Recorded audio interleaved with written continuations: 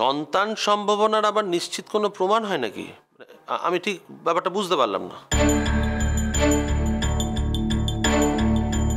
দেখুন, আমি একজন ডাক্তার হিসেবে নিশ্চিত প্রমাণ না পাওয়া পর্যন্ত আমি কোনো ডায়াগনোসিস করতে পারি না।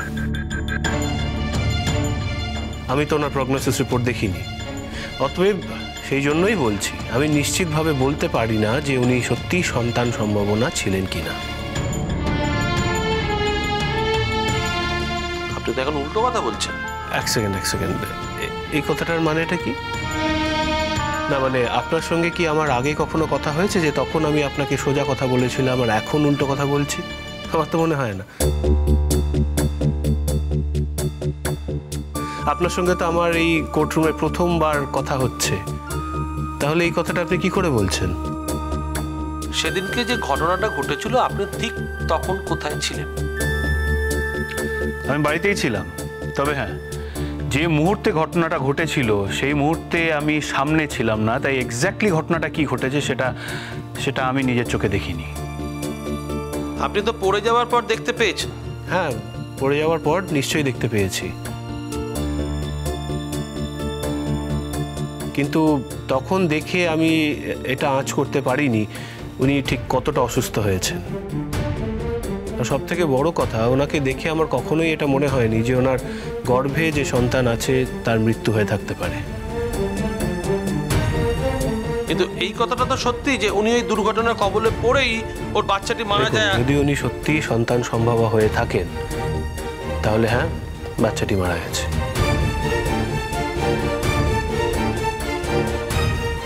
কিন্তু যদি সন্তান সম্ভাবা হয়ে না থাকেন তাহলে তো আর বাচ্চাটা মারা যাওয়ার কোনো প্রশ্নই উঠছে না, তাই না?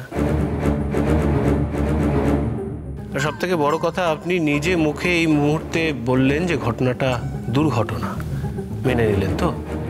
তাহলে আশা করি বুঝতেই পারছেন যে ঘটনাটা দুর্ঘটনা, তার মধ্যে কারোর ষড়যন্ত্রে লিপ্ত থাকার কথাটা পুরোপুরি অমূলক।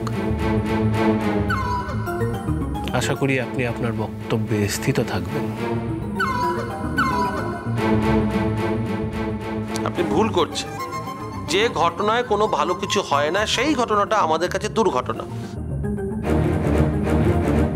আপনার সঙ্গে এই নিয়ে আমি তর্ক করতে চাই না। আচ্ছা, আপনি আমাকে এটা বলুন তো, আপনার মায়ের সঙ্গে আপনার বাবার বিবাদের ঠিক কারণটা কি?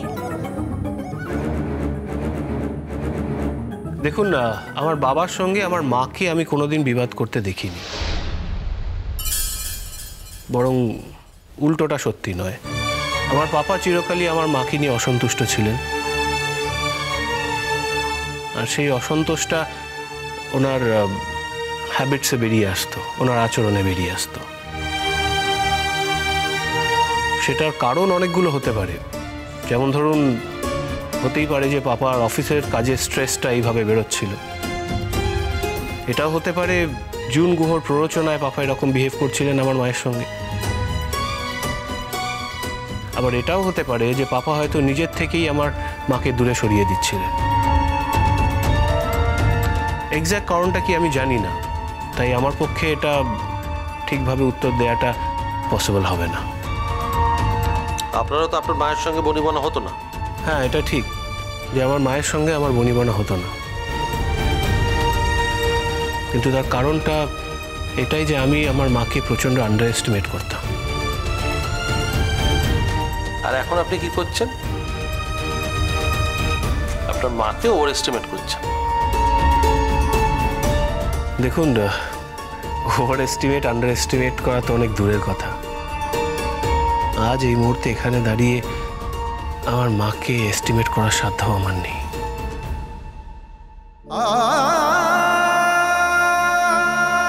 সত্যি কথা বলতে কি জানেন তো, এর আগে কোনোদিন আমি আমার মায়ের জীবনটা খতিয়ে দেখিনি। আজ একজন আলাদা মানুষ হিসেবে যখন আমি আমার মায়ের জীবনটা খতিয়ে দেখছি, তখন শুধু ওনার ছেলে হিসেবে নয়, একজন মানুষ হিসেবেও ওনার প্রতি অপরিসীম শ্রদ্ধা তৈরি হচ্ছে। সব থেকে দুঃখের বিষয় কি জানেন তো, আমি জানি আমার মায়ের জীবনটা এলোমেলো করে দেওয়ার পেছনে বিশাল বড় একটা ভূমিকা আমার আছে।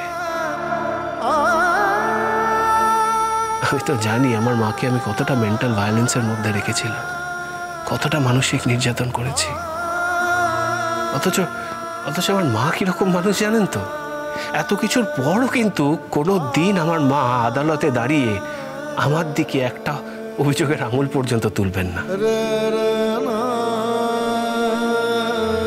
আমি জানি এর পরও কিন্তু আমার মা আমাকে কিচ্ছু বলবে না। সেই জন্যই মা আজ এই প্রকাশ্য আদালতে দাঁড়িয়ে সকলের সামনে আমি তোমার কাছ থেকে ক্ষমা প্রার্থনা করছি। ক্ষমা করে দাও মা, ভুল হয়ে গেছে। জানেন তো, আমি শিওর মা এরপরও আমাকে বুকে টেনে নিয়ে জড়িয়ে ধরে মাথায় হাত বুলিয়ে বলবে, ধুর বোকা, আমি আবার মনে করব কেন? আমি এতটুকু দুঃখ পাইনি। তুই পাগল নাকি? তোর মাথা খারাপ নাকি? মা, আজ তোমার পা ছুঁয়ে ক্ষমা চাওয়ার সাহস সাধ্য কিছুই আমার নেই।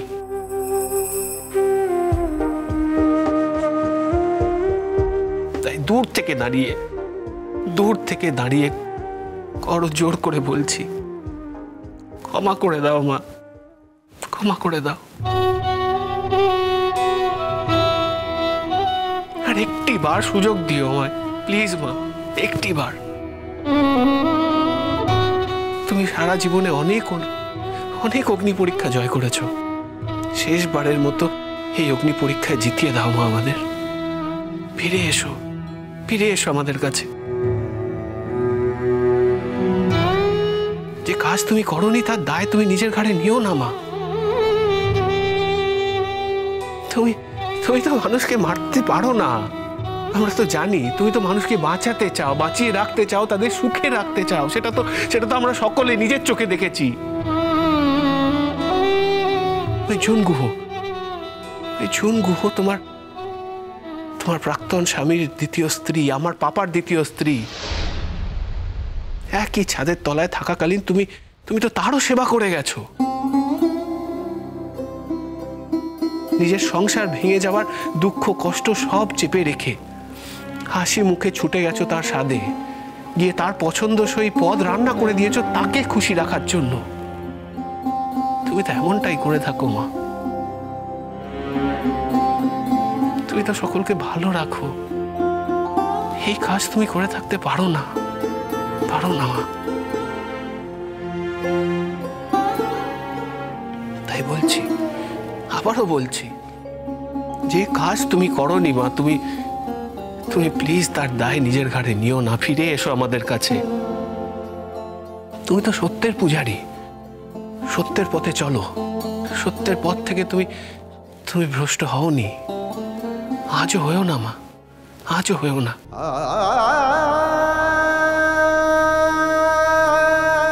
প্লিজ আমি হাত জোর করে বলছি মামা, আরেকটা সুযোগ দাও। আমাদের কাছে ফিরে এসো।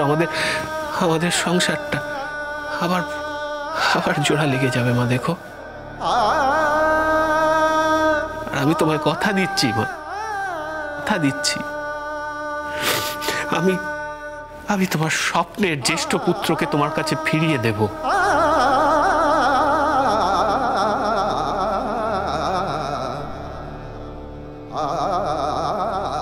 ঠিক যেমন ছেলে চেয়েছিলে তুমি, যেমন ছেলে আকাঙ্ক্ষা করেছিলে আমার থেকে, আমি তোমার কাছে ফিরিয়ে দেব মা, তোমার কাছে ফিরিয়ে দেব।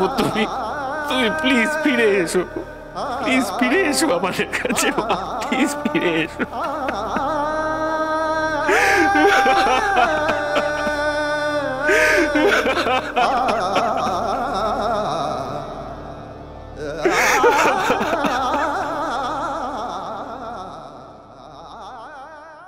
আপনি কি কাউকে প্রশ্ন করতে চান?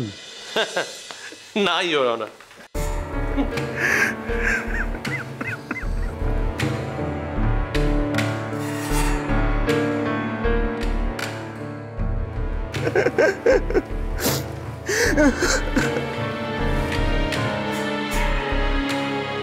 Your honour, doctor Biswajit Tarafdar কোর্টে উপস্থিত আছেন, আমি আর একটিবার ওনাকে ডেকে নিতে চাইবো। আমার 2-4টে প্রশ্ন করার আছে, আপনি যদি অনুমতি দেন। অনুমতি দেওয়া হলো। Thank you, your honour. Doctor Biswajit Tarafdar হাজির।